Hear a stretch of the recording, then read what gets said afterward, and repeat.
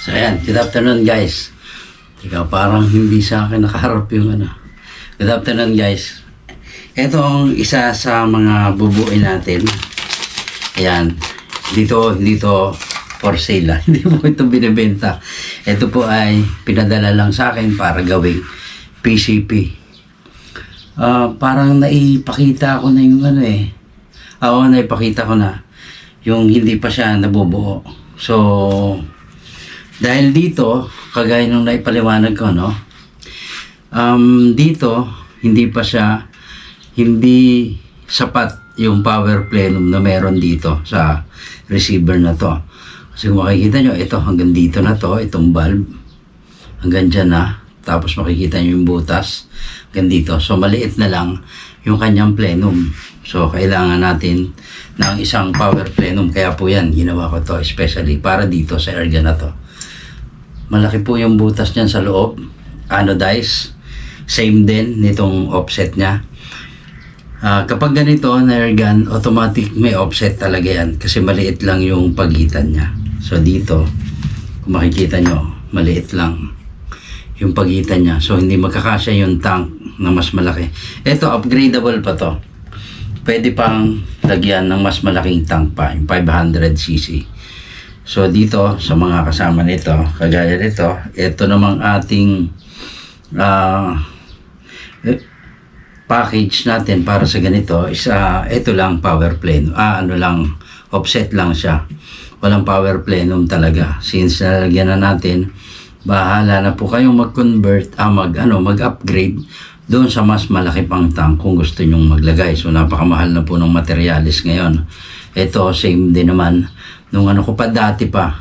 So, bubuin natin. Pakita ko sa inyo kung paano bubuin yung mga ganitong type ng laruan ng ating mga airgun.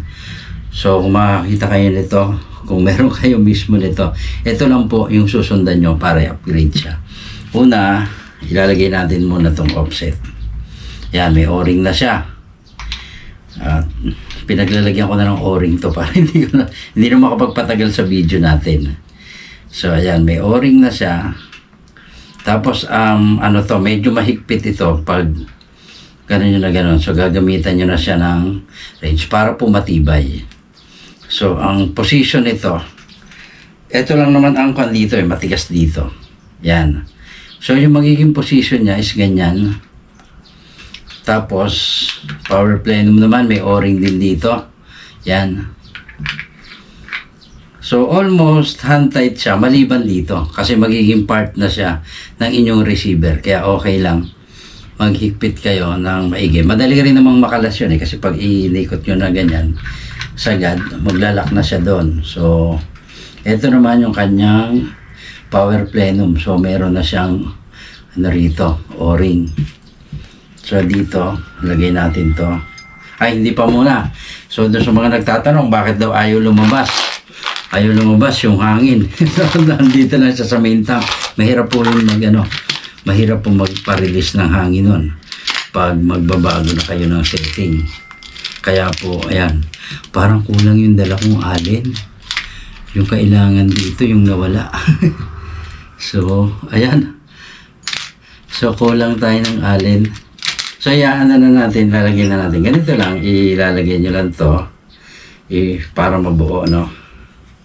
Yan. Kailangan walang barrel kasi hindi nyo may ikot. Sasabit ito. So, ganyan po yung magiging position niya. Yan. Ganyan yung magiging position niya. So, kita nyo sagad siya. And then, ito. Yung barrel ninyo. So, tapos na yan. Hahanginan nyo na lang. Yun. So, nakasalpak na siya. Sagad na. Ayan, o. Umatras na yun. Sagad na yung barrel niya. So, hihigpitan nyo na lang dito yung barrel para hindi siya matatanggal sa tingnan nyo naman. So, upgradable siya para sa mas malaki pang tank. So, yan. Pwede pang lagyan ng mas malaking tank pa yan. So, dito, ayan, makita nyo naman. Ito, lilinisan ko pa to. Ayusin ko pa yan. Or, Maaring ito kasi ito masyado na malaki, itong receiver. Maaring dito, i-pre ko pa, ma-anodize to. So, iparehas ko ng kulay dito. Gawin ko ring black yun sa dulo. Tapos ito eh. So, ayan na po. Yung ating simpleng airgun. Itong simpleng laruan. Yung receiver, ito. Tapos, nilagyan natin ng offset. Upgradable para sa mas malaki pang tank. Para mas marami pang shots. So, dito, saktong-sakto. Malalagay nyo yung ay. So dito, saktong-sakto, malalagay nyo pa yung silencer. Ayan o. May guhit pa nga siya. Ayan o, hanggang dyan. May papasok pa siya hanggang dito. So kung hindi naman masyadong malaki, tamang-tama magkapatong sila rito sa dulo. So ayan o po. Inuulit ko, hindi po ito pinagbibili ng may-ari. Pinadala lang po ito sa akin para gawing PCP. I-upgrade siya into PCP. Tingnan nyo, hindi naman halata na upgraded lang siya. Parang talagang as in PCP talaga siya kasi maraming PCP na ginawa dati pa na ganito, mas mahaba pa nga dito eh. Tapos naka-offset siya. Kasi nga hindi naman kakasya dito na malagyan mo yan na mas malaking tank na hindi ka maglalagay ng offset. Talaga pong meron. So ayan. So ang layo eh. Kaya for sure talagang yung offset ang kailangan. Kaya lang nilagyan natin ng power plenum kasi nakita ko yung pangangailangan sa power plenum. Napakaliit na po ng plenum na nandito. Sa CO2 o sa non-reg, okay lang po yan kasi dire-diretso lang. Wala siyang regulator. So since may power plenum na siya, makakaasa tayo ng mas magandang performance. Mas malakas na laruan. Mas malakas na airgun kaysa doon sa dati. So, hanggang dito na lang guys. Pakishare po ng ating video. At saka, please, kung gusto nyo yung nagugustuhan nyo ating video, paki-like and share na rin. Mag-comment lang po kayo dyan. Wag lang po how much. Kasi hindi naman po talaga binibenta. Halos lahat po ng ginagawa natin yan is hindi naman po lahat po ng ginagawa natin ngayon is hindi naman po for sale kasi hindi na po ako makagawa ng mga airgun na po pwede nating maibenta. Meron po tayo dyan na isang piraso pero ganito rin po, upgraded into PCP lang. Ang receiver niya is